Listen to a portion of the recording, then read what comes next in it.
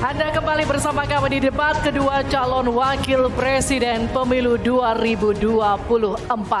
Ini adalah segmen terakhir di debat kedua malam hari ini. Ya, di sesi ini sebelumnya kita undang untuk hadir di depan podium Pak Muhaimin, undang kembali Pak Gibran. Kami masih menunggu Pak Mahfud. Silahkan maju ke podium. Silakan. Pak Mahfud nampaknya berganti pakaian. Baik, kita tunggu. Ini adalah sesi terakhir di mana kita akan, mohon tenang. Harap tenang. Di sesi ini kita akan dengarkan pernyataan terakhir, closing statement, pernyataan pamungkas yang disampaikan oleh calon wakil presiden yang sudah berdebat malam hari ini dengan berbagai topik dalam topik besar ekonomi. Kesempatan pertama kami berikan kepada calon wakil presiden nomor urut 1 Bapak Muhaimin Iskandar untuk menyampaikan pernyataan penutup. Waktu Anda 2 menit. Terima kasih. Sarung adalah simbol kesetaraan dan keadilan. Sarung itu lembut, tapi di tangan orang yang baik bisa jadi selepet atas ketidakadilan dan kecurangan. Yang tidak ada dalam kebijakan ekonomi kita saat ini adalah keberanian untuk mewujudkan aturan main yang adil dan keberanian untuk berpihak kepada rakyat. Itulah kenapa kami menggagas Slepetnomics sebagai solusi ekonomi kita.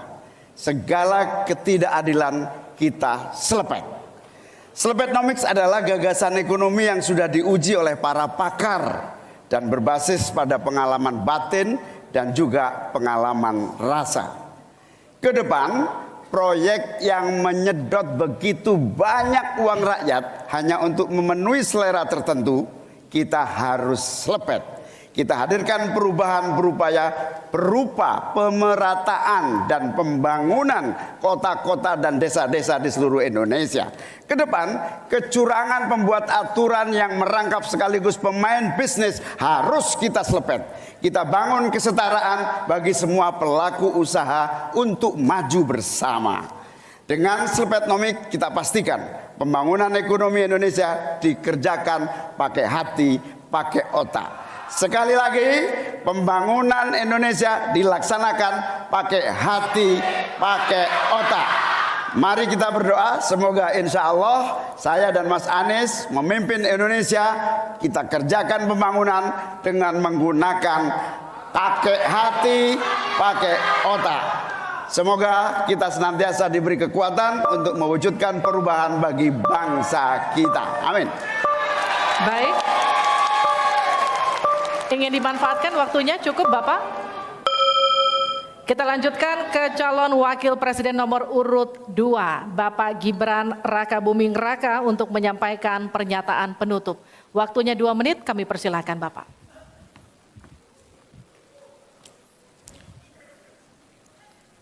Indonesia ini negara besar.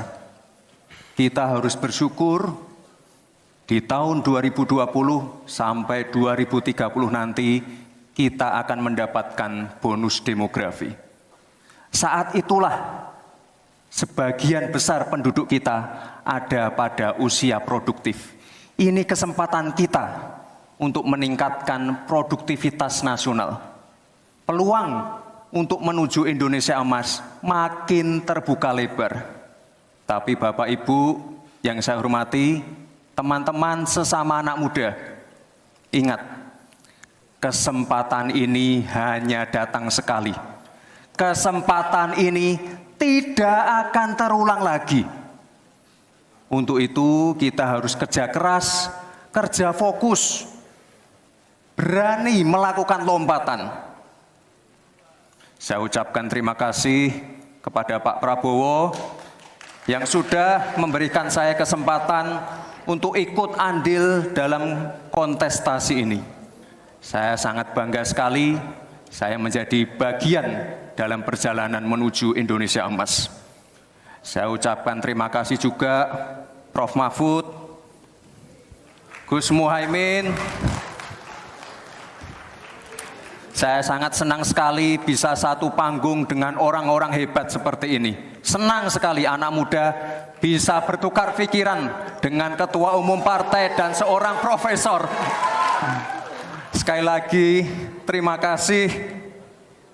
Anak-anak muda harus saling mendukung, anak-anak muda harus saling bergandengan tangan. Saya yakin Indonesia emas bisa tercapai. Terima kasih. Wassalamualaikum warahmatullahi wabarakatuh. Selamat Natal dan Tahun Baru. Baik, terima kasih.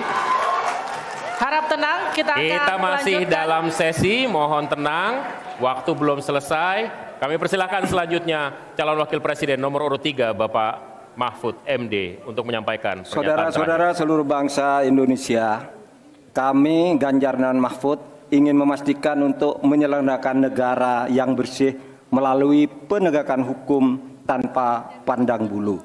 Ganjar Mahfud menyiapkan 21 program unggulan senilai 2.500 triliun rupiah selama 5 tahun, yaitu 1. 17 juta lapangan kerja, 1 desa, 1 vasket, 1 nakes, 3 uang saku kader posyandu, 4 10 juta hunian, punya rumah semudah punya motor, 5 sekolah dapat gaji, lulus pasti kerja, 6 1 keluarga miskin, 1 sarjana, 7 perempuan maju, 8 buruh naik kelas, 9 kuliah gratis untuk anak prajurit dan bayangkara, 10 mudah berusaha termasuk UMKM dan koperasi, 11 masjid sejahtera, pengurus masjid terlindungi, 12 guru ngaji dan guru agama lain digaji, pasokan pangan aman, harga enak di kantong, lansia bahagia, anak cucu gembira, 15 petani bangga bertani, 16 di laut kita jaya, nelayan sejahtera, 17 disabilitas mandiri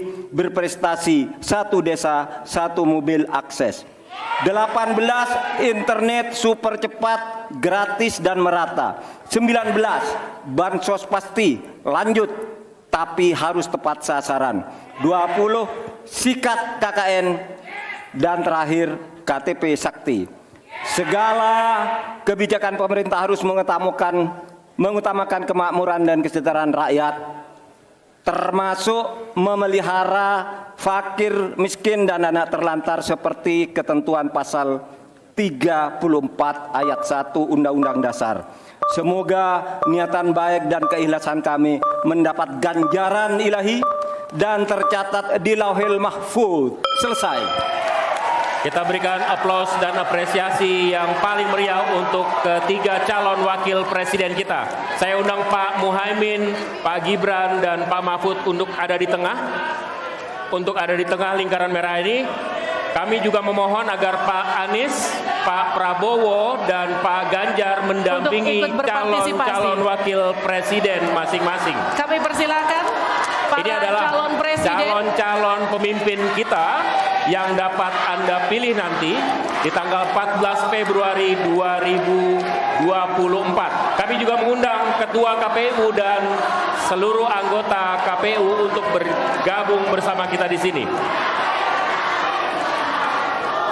Mudah-mudahan debat kedua kali ini dapat memberikan referensi kepada Anda, menjadi hasanah bagi Anda untuk menentukan siapa yang Anda pilih.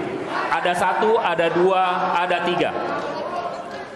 Ya, dan kami juga akan mengingatkan Anda untuk jangan lupa menggunakan hak pilih Anda pada pemilu 2024 14 Februari mendatang, karena suara Anda akan menentukan masa depan bangsa Indonesia. Kami tutup debat malam hari ini. Saya Liviana Cerlisa. Dan saya Alvito Dinova Ginting.